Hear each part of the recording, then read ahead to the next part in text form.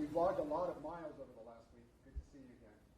If I may ask about California, as I'm sure you know, California officials have criticized the state of Florida for sending those migrant flights to Sacramento, and specifically, Governor Gavin Newsom has referred to you respectfully, these are his words, not mine, as pathetic. I want to ask you what your response is to Governor Newsom, and also more broadly, what would you say to critics who question whether Florida tax dollars should be used to transport migrants that aren't in your state? So here's the thing.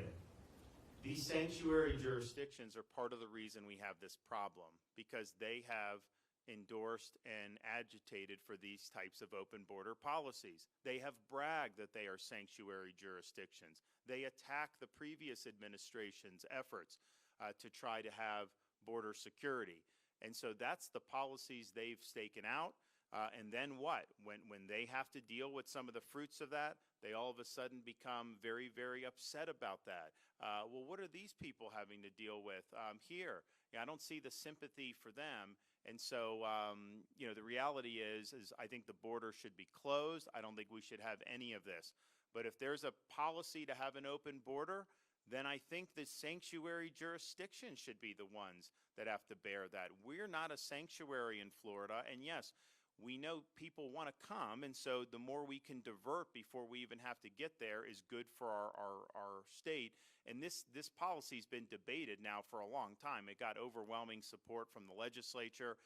These were things that I had to go to them. I wasn't just doing it on my own, and I think it's been something that's been, that's been very, very effective. And you can see why some people, when they're coming illegally, a place like California, they give benefits. They give unemployment checks. They do all that. And so you could see why some of those folks were interested in going that direction. In Florida, we've gone the opposite way. We say, we're going to have a legal workforce. We're not going to have benefits. We're not going to do that.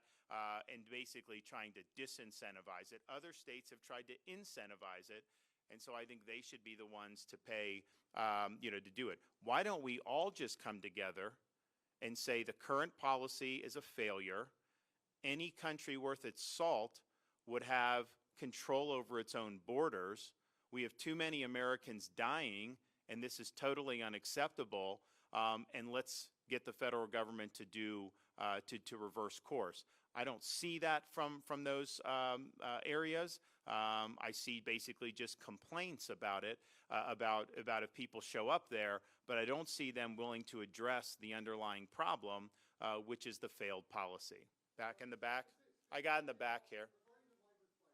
I got in the back here.